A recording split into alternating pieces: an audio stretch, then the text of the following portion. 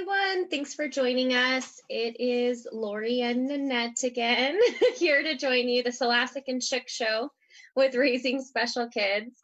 And we're here just to talk a little bit today about parenting and maybe a few parenting bloopers that have taught us things on behaviors and how to get through them. So we will share some awesome stories, some that made us laugh a little bit that we've gathered from other people, and just share some awesome tips about how to improve that. Nanette, do you want to share with us a little bit about the style we're using? Yeah, definitely. So hi everybody again. Nanette here. Lori, you forgot to introduce yourself, like your Oh, kid. yes, I'm sorry. I just figured oh, we're back on again. I'm Lori Shook. I'm a family support specialist with Raising Special Kids. I have a 7-year-old child who has given me many stories to share with you all with complex medical needs, and we definitely have behaviors and some other fun things that we get to deal with as well. Awesome. And Nanette again. Nanette here. So we've got 6 kiddos. I often joke I'm not sure how that happened. I know how it happens, but never thought we would have such a large, beautiful family and so many kids with medical needs. We actually have a few, but our daughter who brought us into this whole world of having a child with special needs is Annie, and she's our 17-year-old daughter who was born with spina bifida. So we have had a lot of parenting bloopers throughout the years, not only with our special needs kiddos, but also with our typical kids. Sometimes I think they give us more run for our money than the special needs child. But we're so excited today. Like Lori said, we're going to share some funny stories that we've all been there, we can all relate to, and then also I'll share a little bit of some parenting tips. So when it comes to doing some positive behavior support with our kiddos, learning how to better communicate with them, and these tips, Lori and I just didn't make these up ourselves. It was a real thing. We actually have a curriculum. It's a nurturing parenting curriculum that I was going ahead and providing some parenting classes for parents a couple of years ago. So it's a really neat curriculum and really good tips, and I'm excited. So go for it. Start with our first. All right. Yeah, so we'll tell a few stories, and as special needs parents, I think especially where we work, sometimes you just have to laugh when days are hard because how else are you going to get through? So we thought, why not just ask other special needs families what funny things you have had happen and what you've learned from them. So I'm going to start with one of my personal favorite stories. This one was shared with us from Neil. My older son has fairly significant ADHD. Years ago, when he was in elementary school, we were getting ready in the morning and we're running a bit behind schedule. To save some time, wink, wink, I asked him to go upstairs, get dressed, brush his teeth, and come back down. Worth it. 15 minutes later, he still hadn't come down, so I went to check on his progress. As I got near his room, I could hear him making a vroom vroom sound, and when I opened his bedroom door, I found him wearing only his underwear, swinging around his toy lightsaber, apparently in a pretty intense imaginary lightsaber duel. It was a good indication of where he was and his ability to keep a multi-step task without ongoing prompts, and how much work we still need to do. Haven't we all been there? All been there. Yeah, my kid, it was walking around upstairs with no clothes on. After I sent her up to shower, I gave her too many prompts. So totally, we've all been there. Communication is key. Obviously, when we've got kiddos that have ADHD, we see it a lot with, ADD, ADHD, or just our kids that have, difficulty comprehending a lot of prompts all at once. We have to remember to kind of just break it down, right, and take baby steps. So giving them just one task is a lot better than throwing, 4 things at them. This also works for adults. So I've had that problem with my own husband, not the walking around upstairs. Not understanding, like if I say I need you to go to the store, he's like, what? Write it down. Like he can't, remember it all. So another thing that really works is making a chart. So this is something that school has always introduced to us, and psychologists are always saying that's really helpful. So if you actually, it depends if your child can read and if Yes. they can't, then pictures are really good on the chart. So We if have you a visual aid chart too, and oh my gosh, especially if practice, there's Velcro where they can move them. right? Yeah, or put little stars as a reward if you did it. So we used to have a morning routine chart, what you have to do in the morning, to get ready for school, and a bedtime routine chart. And so those are really helpful. And I know it's a little tedious. You're like, what? I'm not about to do arts and crafts right now. It does help the kids understand what's going on. Another great tip is doing the McDonald's drive-through theory. Have you heard of this one, Lori? I honestly don't think I have. No. So this also works with your spouse, in case you're wondering. So the McDonald's drive-through theory is if your child says something to you, repeat it back to them, just like the fast food drive-through people do, when they say this is your order. So if you're Right. like, okay, so what you're saying is you want to go swimming, you don't want to get your, bathing suit on. Like if you just read it back to them and then they understand, okay, right, you heard me and you know exactly what I'm trying to say. That helps really good. That helps It a lot. does. Yep. I even write, I'm a list maker. So I'll be like, okay, before the iPad, I'm going to have you do this, this, and this. And we cross them all out. And I just feel like these days, with things being so different, it's just good to have some normalcy and knowing what to expect. I mean, gosh, we've been so busy. I even have a cup with my name in case I forget, you know? So I think those are awesome tips. We deal with that on the daily at my house. So I absolutely will implement some of those. I like the McDonald's drive-through. Yeah. So let's talk a little bit about story number 2. So this is Rachel's story. And this is a little bit about collaboration at school as well. So we have to sometimes work with outside organizations to get our behaviors in control. So this one says, my son Patrick, born with Down syndrome, has always been pretty easygoing. He's not a runner and actually moves at the pace of a sloth. In early kinder years, at recess, when he heard the whistle blow, that would signify recess is over. For him, that was like an Olympic track star hearing the gunshot to begin the race. Game on. He would run like the wind across the school fields to the fence line and look back to see who was chasing him that day. The staff would be upset and try to call me often. So, what do you do when a child thinks this is a game, this is super fun, I don't want to go inside, so I'm going to bolt because everyone chases me like a game of tag? So it turns out that Rachel shared what the school had done, and it was just genius what they decided to do. So the psychologist said, we need to take the game out of the equation. So if Patrick doesn't think that it's a game and no one's chasing him, then chances are he'll lose interest. And that's exactly what ended up happening. So it was great how they did that, that a little bit of ignoring. Now, of course, ignoring works sometimes as long as there's no danger. So if the kid is sticking his fingers in the light socket, you can't ignore it. Right? Or if Patrick were running into the street, somewhere where it'd be dangerous, we can't ignore it. But in this case, it worked really well. And it just, again, you just take the reaction out of the equation. This works for bullies too.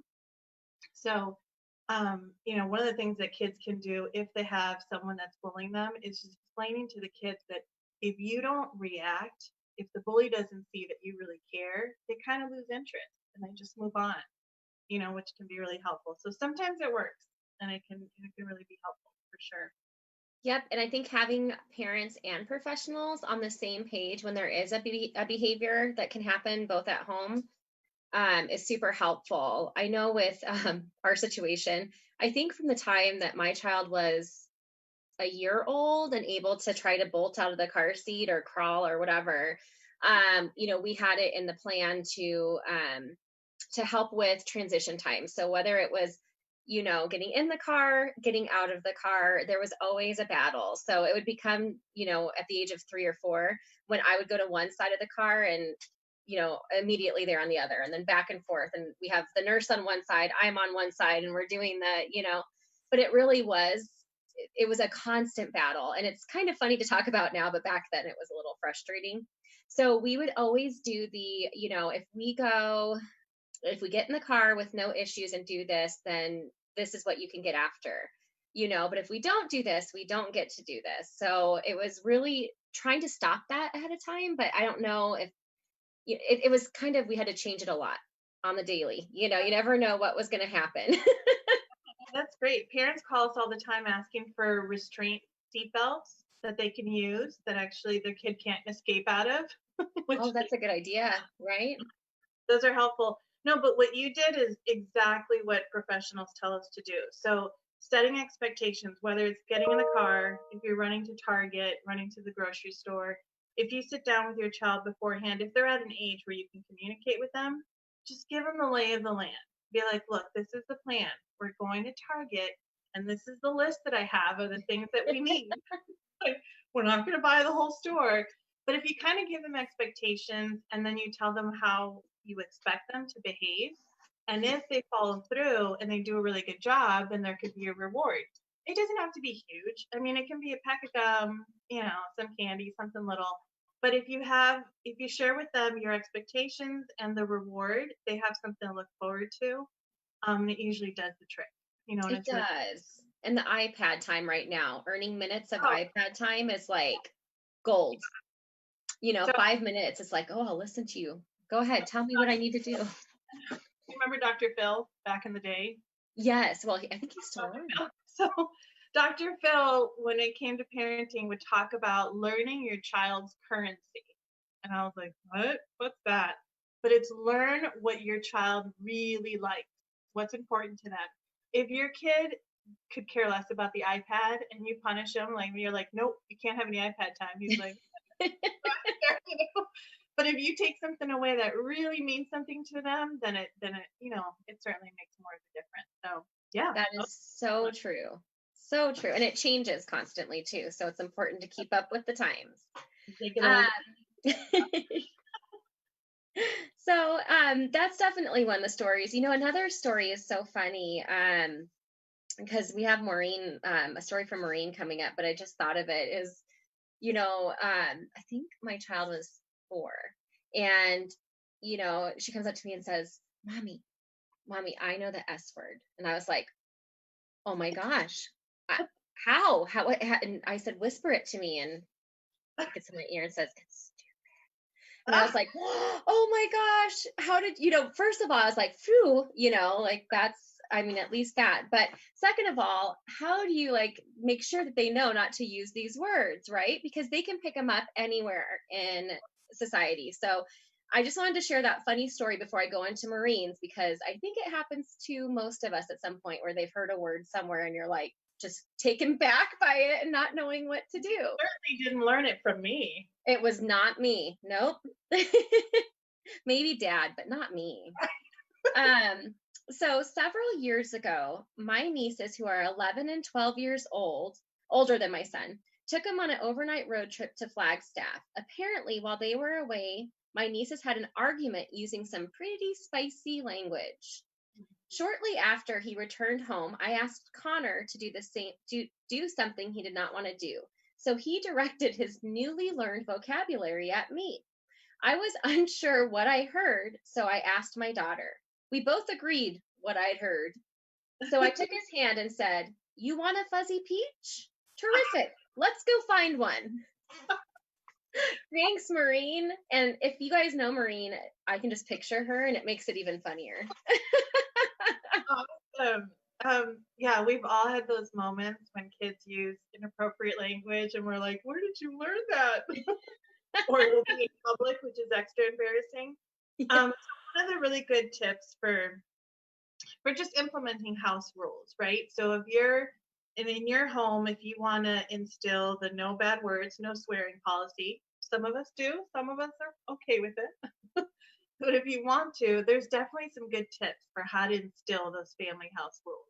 So one of the things that they suggest is that you go ahead and sit down with the kids and you actually make the family rules together. So you write them out on a big poster board, like what the rules are going to be, whether it's chores or no swearing or no hitting, your siblings or your parents, that sort of thing. The really cool thing is that not only do you write down the rules, but then you ask the kids what they think a good consequence would be. So they Yeah. have some, yeah, they have some say in it, which really, when kids realize that they've got a choice or they've got something that they can contribute and some sense of responsibility, it makes them more likely to behave. Right. So we did this for our kiddos, and it was funny. My 12-year-old son at the time, it was something about like, I'm not going to leave my iPod outside because he kept forgetting it.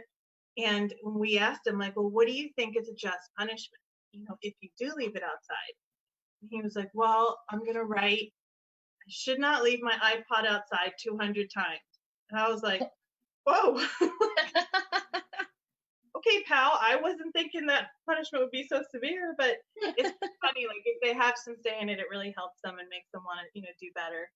A good thing with our teenagers too, or older kids, is that you actually have them sign a contract. So if I want to sit down with my teenager and say, um, like there's a curfew that you have to abide by, and there's no drinking and driving, that sort of thing. And they're like, yeah, yeah, mom, no worries. So I actually make them sign it, and I You're keep like, that piece of paper. listen to this. Yeah, Yes. Look at what we're saying. yeah. So they can never come back and be like, you did not say that. Like that never happened. And I'll whip out the paper and be like, yes, I did. Right here. Another good tip is the Oreo cookie effect. Have you ever heard of that theory? The I Oreo have from you. So this is really good for public speaking and stuff whenever we do presentations, but it's also really good for parenting and, again, communicating with our spouses. So anybody really, it just aids in communication. So the whole idea is like an Oreo cookie. First, you've got the chocolate cookie, right? And you start with a compliment. So tell the person, this is like if you have something uncomfortable to discuss, or if your child's been misbehaving and you kind of have to, sit down and talk about it. IEP meetings. Yes, IEP meetings is perfect, right? Because if you just go straight into, I'm upset about this and I can't believe you did this, and then the person gets defensive and they're just not willing Right. or listen. So you start with a compliment, hey, school, these are things that you're doing well, and thank you for being so great with my child. And then you get into the creamy meat of the problem. However, these are some things that I've seen that I'm not comfortable with and we need to discuss. And then you ended up with a compliment at the end. The other Thanks child. for listening. You guys are amazing.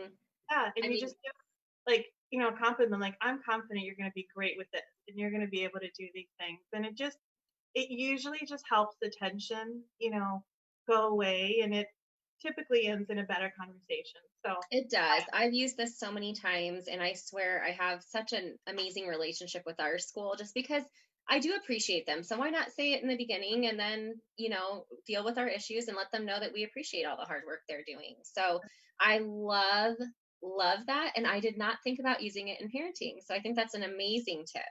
oh yeah, it definitely works. I think with my husband the most. We're so good at doing the yard work. I like when you looked back to make sure he wasn't there. You're like, Can is he he hear me? listening? He's going to be on to me. That's so hysterical. No, I really do love that too. And I also like how Maureen chose to redirect him and not really acknowledge the word. She just Yeah. kind of veered it the other way and gave him a fuzzy peach. Yes. I love that too.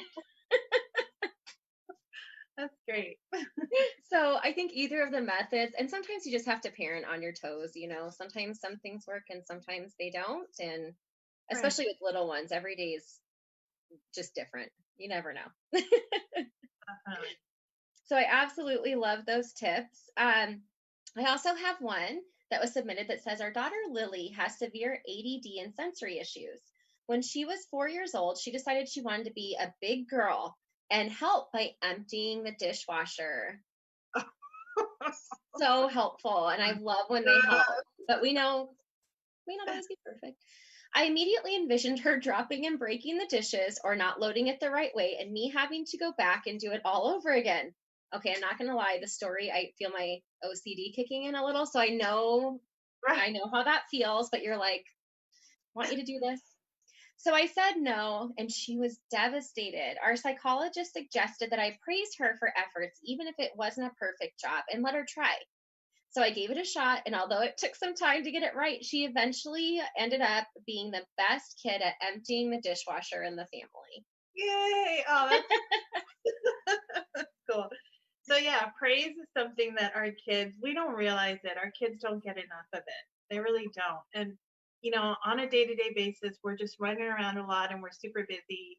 Like before COVID, we would pick up our kids at school and they'd get in the car and they'd be like, Mom, guess what? I did good on a test today, or I got an A. And we're just like, yeah, great, honey. Woohoo. Like Right. real sincere emotion. And in the moment, those are just missed opportunities. So what we're supposed to do, according to our professionals, is we're supposed to tell them, we're supposed to have a lot of emotion. And so this was actually the example that I read was, if you're out in the store, out in public, you should get super excited. So if your kid does something right, like is behaving at the store, instead of just being like, good job, honey, you're doing good, do like a little happy dance, like make a fool out of yourself initially. Okay. But just really, really tell them, like, I am so proud of you. You are doing so good. And actually, the highest form of praise is to praise them in front of somebody else. Yes. So if I were, talking to you and I had my child next to me and I said, Lori, Annie is just doing such an incredible job. I am so proud of her. So that's the highest form of praise, even though they're Well, standing. you have said that forever. And so I started doing it. Oh, cool. And it's so crazy to watch. So I can say something like, great job, buddy or honey or whatever. And it's like, but when I say it to someone else, if you watch your child's face, it beams with Yeah. pride and just kind of like, yep, Yeah. that's me. So I think that I've seen it in action, and I promise you it works. Nanette has said that in many trainings for a long time. So I'm like, I'm going to try it because, Nanette Yep. knows a lot. I turn to her often. I'm telling you, I don't make this stuff up. I learn about it, but it does. It seriously works. And that the whole thing about praising your child, even if they're not doing it really well, like it makes them want to do better, and it makes them Right. want to improve because they're seeking that positive feedback from you. So it's hard if you have OCD like us, and you're like, Right. I want it done perfectly, and it's not going to get there, but it will over time, which is really It does. It really does. And it's something I've learned as a parent is I have to just, let it happen. You want to grab the glue stick or and it's just like, nope, they can do this. They've got it. Life will be fine. Glitters everywhere. It's okay. yeah. So now I know something that we haven't talked a ton about. And I was wondering if you could give some insight to this because you have a few kids. What about the siblings? I know you said the siblings were affected. So do you have a funny or challenging sibling moment? I do. Gosh, there's so many. But the biggest one, so 6 kids, like I said, when Annie came into the world, we had two. So we had our son Andrew, who was 4 years old, and Monica was 2 years old, and then Annie was born. And of course, as soon as she came into the world, there was a lot of like hospital visits and stays, and mom and dad are constantly, by Annie's side and going to doctor's appointments. And so the kids had to grow up real fast, right? And they were left with grandma, with a sitter. And I'm sure that was hard for them. So I think our son, which the oldest is supposed to be the most responsible, Are like, didn't turn out for us. we going to do this again? Make sure he's not. He's in a different state, so we're good. Yeah, so he just decided he was gonna be very rebellious and he was gonna do some attention-seeking behaviors. And so when he was, gosh, I don't know, how was he 16 years old, he shared a room with his younger brother, and he decided he was gonna sneak out. Oh no. So the window is located over the younger brother's bed. So Andrew, he had this all planned out. He's like, I'm going to go ahead and jump over Matthew and try to jump out the window. So, of course, as he attempts this, Matthew wakes up and he's like, "Hey." And Andrew tells him, "You're dreaming. Go back to sleep. It's fine." Matthew was like, "No, I'm not." And he pretended to be asleep. Andrew jumps out the window. Matthew comes running into our room and crying. And he's like, "Andrew is sneaking out of the window. Oh, he was screaming." So sure enough, Chad runs down the stairs and he catches Andrew just as he's getting into the car, trying to pull out of the driveway. So um, again, it was just those in that moment. I knew that if we reacted in anger, if we got really, really mad and upset at him, he was just gonna, pull back and get defensive. So it wasn't a matter of reacting with anger and screaming. Instead, I thought, let's sit down and let's talk about what you're doing, why you're doing this, and the consequences, and just kind of sharing with him what could have happened, Right. been good, obviously. So it worked out. That was probably the worst thing. Well, no. Well, at least they're all amazing kids. So you've done something right. That's for sure. I know we have time for one more quick story, and I just thought maybe we take a little spin and I'll just tell you something about like trying my hardest to teach, my child to be a good person and Right. responsibility and stuff. But we do have behaviors and lots of outbursts, and we have one of those robotic vacuums, and I always joke like, don't touch my favorite pet, because it just zooms around the house like a dog or whatever, but it cleans up after everyone. So I'm like, just treat it like gold. So if anything gets wound up, I'm like, it alerts me and I'll call my husband, like, look for it, where is it, make sure it's okay. Well, it's So expensive, one right? huh They're expensive too. They are so expensive. And we had a meltdown, and someone jumped on the robotic vacuum and broke it. Nice. And I was like devastated. I'm like, oh my gosh, what am I going to do here? And I know later, the kids do feel bad later when they're out of that, um, mad phase or whatever it may be. And there's no way I'm going to make my child pay back an entire robotic vacuum. But we did have a list of chores on how to earn money to Oh, try to pay some of it back. So it was like vacuuming is $5 and this is this. And it was probably only about $25 we got to, but it just showed some type of, I was trying to make my child understand, because they'll just say, put it on my tab. right. Like, just take it out of my account or whatever. It's like, hey, I put the money in your account, then I'm paying for it. So we have to like work a little bit here. And so it was really cute though, because you can really get the children to buy in on earning money and, getting to do things with the Yeah. money that they earn. I mean, it's like you said with the OCD thing, it's not done properly. But I'm like, great job. Here's your $5 and here's this. Right. And No, that's great. Yeah, that's so true. And our kids, it's so funny. They don't understand cash and credit cards. And so we'll be at the store and they'll be like, I want to buy this. I'm like, Mom does not have the money. Yeah, you do. Pull out that card. yep, Card doesn't generate money on its own. So right. yeah, it's you have to kind of understand where they're coming from and what their little minds can comprehend. And Yes. oh, I hope you got another vacuum I cleaner. did for my birthday, because my birthday was a couple days ago, so I got a new one. But no, we didn't really, hold tight on any of the chores or anything like that. But just we had help with a couple chores, and we all did it together as a family. And it was really neat to see the pride though that came along after that, and that there was some value, in what they were doing. So yeah, I think that's my last funny story to share. Good. I think they were all good. We can laugh about them now. We probably Yes. were laughing back then. No. Those are really good. Those are fun tips. I don't know if there was anything in the chat. Did you see anything? So I haven't seen any stories or anything in the chat today. There's lots of hellos and highs, and thank you for the information. But I think that's about it. I hope that those parenting tips were super helpful. And with all of us being home so much, I think any tips are appreciated. So true. Yeah. Go forth. May the force be with you as we Yeah, conquer quarantine and parenting. exactly. Have a great weekend, everyone. You too. Bye bye. Bye.